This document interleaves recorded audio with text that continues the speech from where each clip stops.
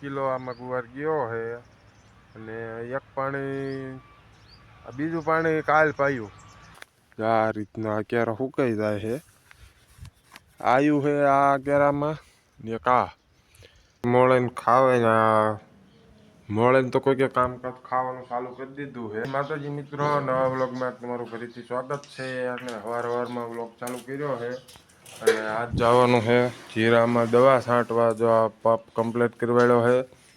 આમાં દવા છે, પાણી ભરવાની ડોલ, દવા 3 છે. આમાં જો 3 પડીકા દવા છાંટવાની છે જીરામાં. આ છે અને આ પેકેટ, આ 3 છાંટવાની છે. અને 3નું બિલ થયું છે 1100 રૂપિયા. 3નું 2 બોટલ છે, એક પાવડર છે. આ રહ્યું એ 3 એનું થઈને 1100 રૂપિયા બિલ થયું છે. અને આ પંપ ને 2 પંપ છે. એક પંપ ચાર્જિંગમાં પડ્યો છે, એક પંપ આ છે. બેમાં આમાં ચાર્જિંગમાં આપે છે. જો આ થઈ રહ્યા પંપ તો ઓલા નથી કાઢવાનો, નકર લઈ જવાનું. જો આપણે આ ઠેઠ વાડીએ વ્યા છીએ જીરામાં દવા છાંટવા. કંઈક જો આ પ્રકારનું આપણું જીરું છે, આવડું થયું છે. પંપને બધું મૂકી દીધું છે ને હવે આ કૂવામાંથી પાણી છીંચવાનું છે. ડોલ અહીંયા પડે છે. મોટર ચાલુ કરીએ તો ન મેળ આવે, નકર તો પાણી બધું જીરામાં જાય.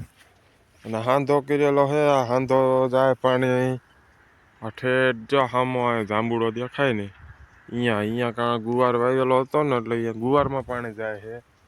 ગુવાર કાલ પાઈ દીધો, હાંધો હજી ખોલ્યો નથી. હાંધો હજી એમનેમ છે, મોટર ચાલુ નથી કરવી. ચાલુ કરશું તો આ બધું જાય જીરામાં. જીરાને કાંઈ અમે પાણી પાવાનું છે નહીં.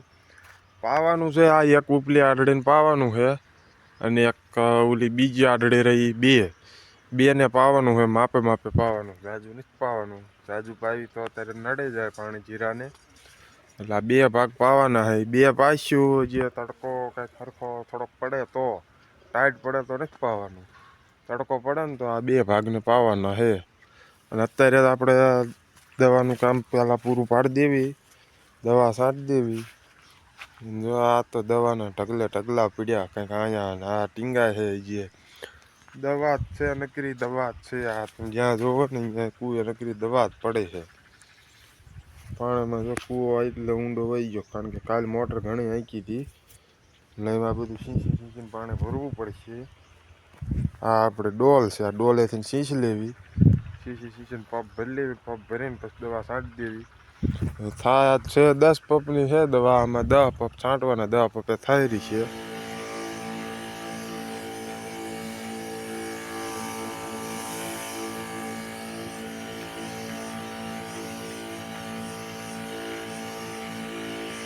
પાંચ પંપ દવાના કમ્પ્લીટ છાંટી દીધા છે. અને જે 5 પંપ જેવું થાય છે, કારણ કે વાર લાગે છે આ જીરામાં. જો આમાં હાલવાની જગ્યા નથી એટલે આમાં પગ ધ્યાન દઈને હાલવું પડે. જો જીમ હાલવા માંડો તો જીરું ભાંગી જાય છે. જગ્યા હવે નથી રહી, કારણ આમ હાલે એવી પગ દઈને. આમાં બધી આમ જો ધ્યાન દઈને ખાલે પગ મૂકીને હાલવાનું. એટલે એમ કરીને 5 પંપ હજી સટાણા છે ને 5 પંપ હજી બાકી છે. આ 5મો પંપ છાંટીને આવીને 6ઠ્ઠો પંપ ભરવાનો છે. આ દવા પડી છે. 5 પંપ કમ્પ્લીટ પૂરા થયા. હવે આ ડોલ રહી અડધી ભરેલી છે, અડધી છીંચી લેવી અને ભરી લેવી. પછી આ બતાવું તમને હું કે આમાં હલાતું છે કે નથી હલાતું. જો આ રીતનું જીરું છે ને આમાં જો બધી ખાલે આવું ખાલું હોય ને અહીંયા પગ દેવાનો, અને ખાલું ન અહીંયા ભાંગી જાય. જો અહીંયા આપણે અત્યારે પગ દીધો, આટલું ખાલું હતું તો એ નમીને ભાંગી ગયું જીરું.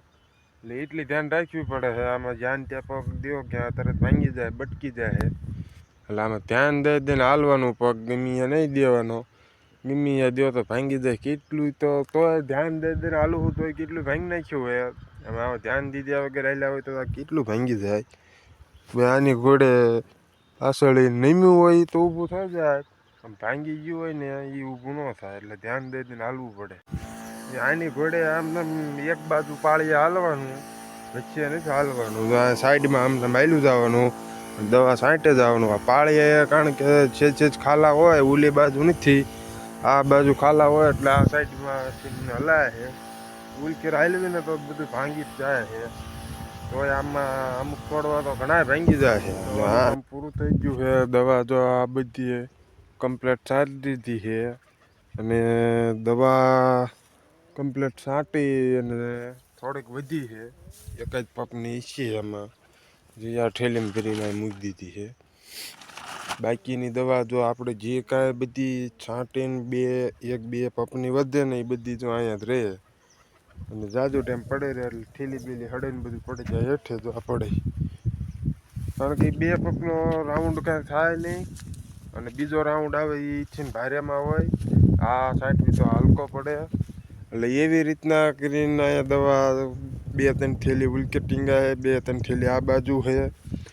એમ કરીને દવાના ઢગલા ને ડબલા જો આ ડબલા ને ઓલા જબલા કેટલી દવા પડી છે અહીંયા. જો આ પપ રહ્યો એ થોડોક ધોવાનો છે, ધોઈ નાખવી. ડોલ ઓલી પાણીની સીંચવી જોઈશે. એ સીંચીને ડોલ પગ ધોઈ નાખવી, હાથ પગ ધોઈ નાખવી. પછી ઘરે જાવી. ઘરે આપણે હાથ પગ ધોઈ ન ધોઈ હાલે છે. ઘરે જઈને તો નાવું જ જોઈશે. પણ આ પગની ધોવે જાય ને દવા વહી જાય. જો આ ધૂળવાળા હાલત આ પાંચ પલ્લે ને આમ પગ અડે એટલે આખું પાટલું બગડી ગયું. દવાવાળું ધૂળવાળું છે.